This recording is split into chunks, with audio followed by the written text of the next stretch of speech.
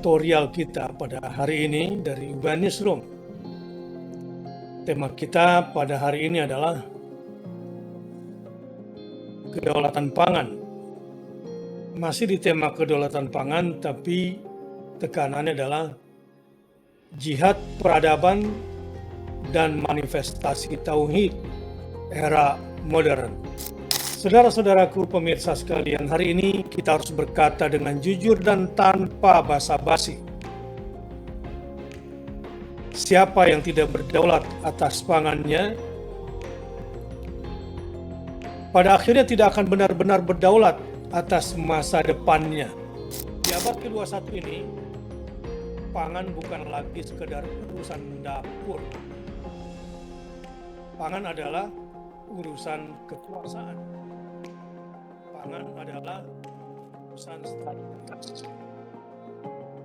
Pangan adalah urusan keamanan nasional. Dan lebih dari itu, pangan adalah urusan martabat sebuah bangsa. Ketika dunia diguncang konflik, ketika jalur perdagangan terganggu, ketika energi melonjak, ketika pupuk menipis, dan harga bahan pokok merangkak naik, maka sesungguhnya yang sedang diuji bukan hanya pasar. Yang sedang diuji adalah apakah sebuah negara mampu memberi makan rakyatnya sendiri, atau justru hidup dalam ketergantungan yang memalukan. Itulah sebabnya isu pangan tidak boleh lagi diletakkan di pinggir meja kebijakan.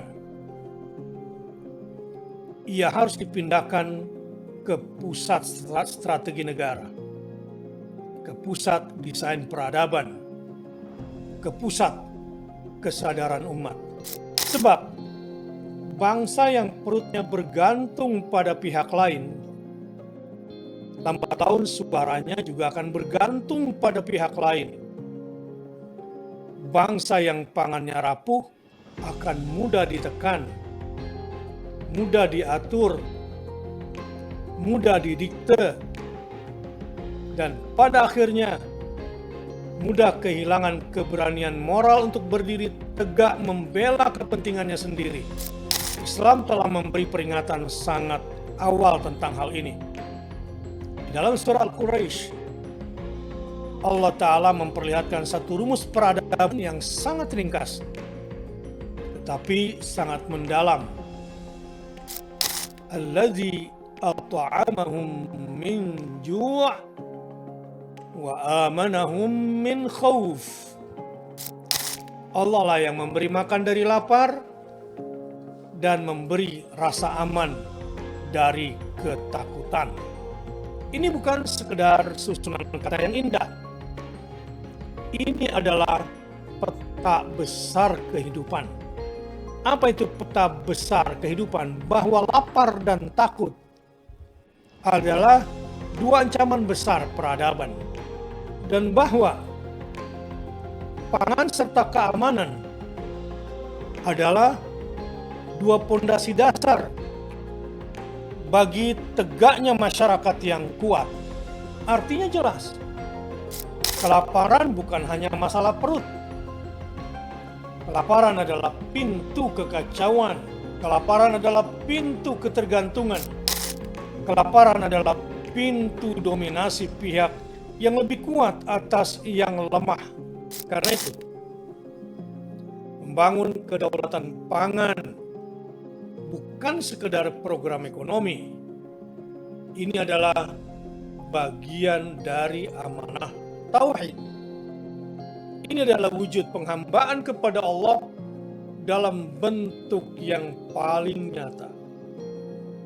Memakmurkan bumi, mengelola nikmat, menjaga kehidupan, dan menolak ketundukan kepada selain Allah.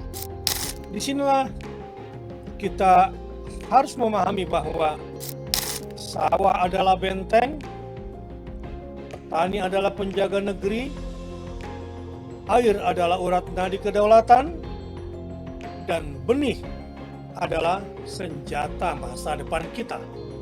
Maka ketika lahan dibiarkan mati, ketika petani dibiarkan lemah, ketika irigasi rusak, ketika distribusi dikuasai permainan pasar, ketika impor dijadikan jalan pintas permanen, sesungguhnya yang sedang runtuh bukan hanya sektor pertanian, yang sedang runtuh adalah daya tahan bangsa.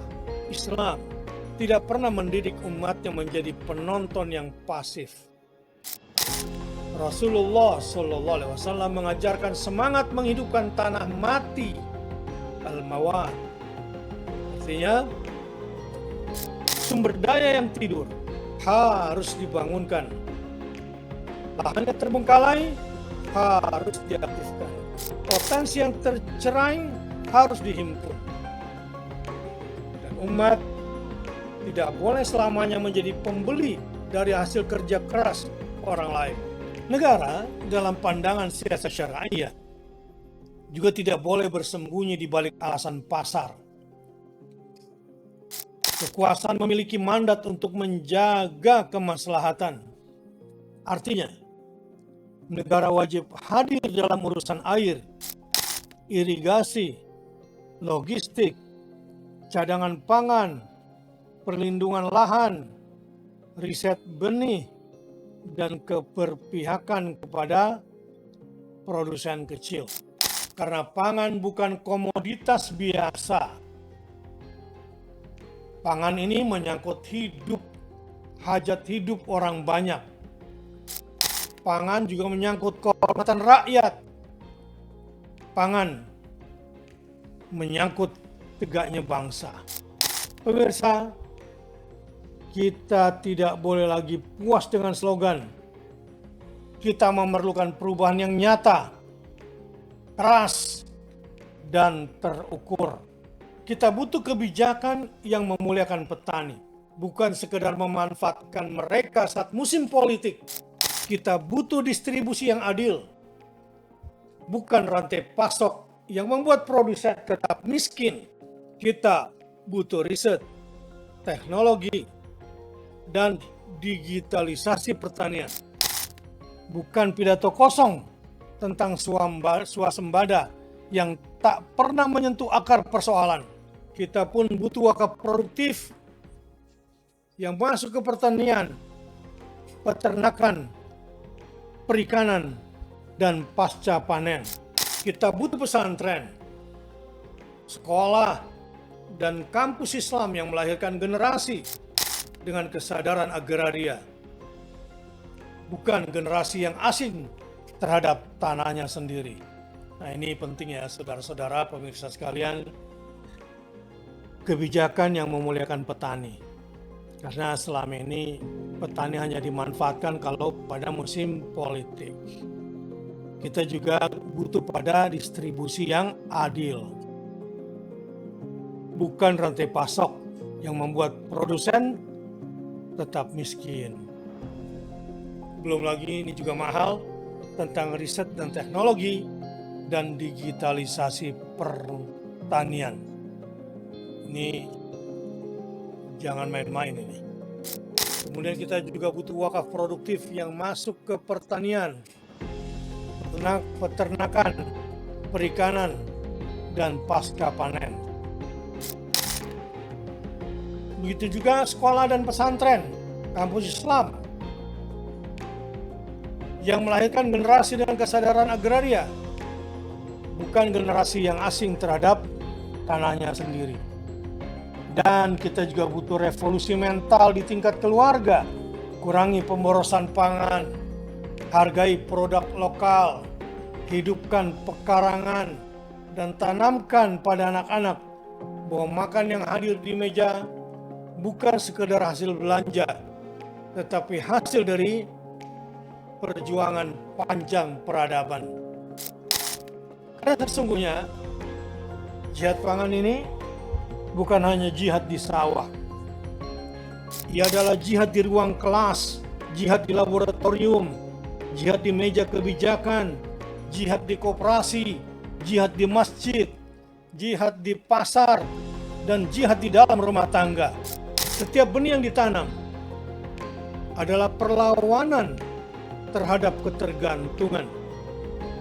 Setiap lahan yang dihidupkan adalah pembelaan terhadap martabat umat. Setiap inovasi pertanian adalah ikhtiar menegakkan amanah Allah di bumi. Dan setiap kebijakan yang berpihak kepada produsen kecil adalah langkah konkret menuju keadilan sosial yang diperintahkan oleh agama kita.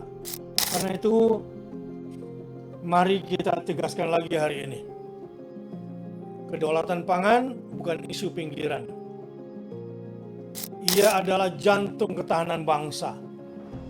Ia adalah syarat kemerdekaan politik. Ia adalah fondasi keamanan sosial. Dan ia adalah manifestasi tauhid dalam tata kelola kehidupan modern. Bangsa yang kuat bukan hanya bangsa yang mampu berbicara keras di forum internasional, tapi bangsa yang kuat adalah bangsa yang mampu memastikan rakyatnya tidak lapar, petaninya tidak tumbang, lahannya tidak hilang, airnya tidak dikuasai, dan masa depannya tidak digadaikan. Maka dari itu, dari Newsroom ini, kita menyerukan dengan tegas bahwa sudah saatnya kedaulatan pangan dijadikan jihad peradaban nasional, bukan proyek musiman, bukan tema seminar setahun, bukan bahan pidato seremonial, tapi gerakan nyata yang menyatukan negara, ulama, akademisi, petani, pesantren, pengusaha, dan seluruh kekuatan rakyat. Sebab bila pangan tegak, bangsa pun akan tegak. Sebaliknya bila pangan rapuh, bangsa pun akan goyah. Dan bila bangsa ini merdeka sepenuhnya, maka jalan itu harus dimulai dari satu hal yang paling mendasar: berdaulat atas pangannya sendiri. Wallahu a'lam bishawab.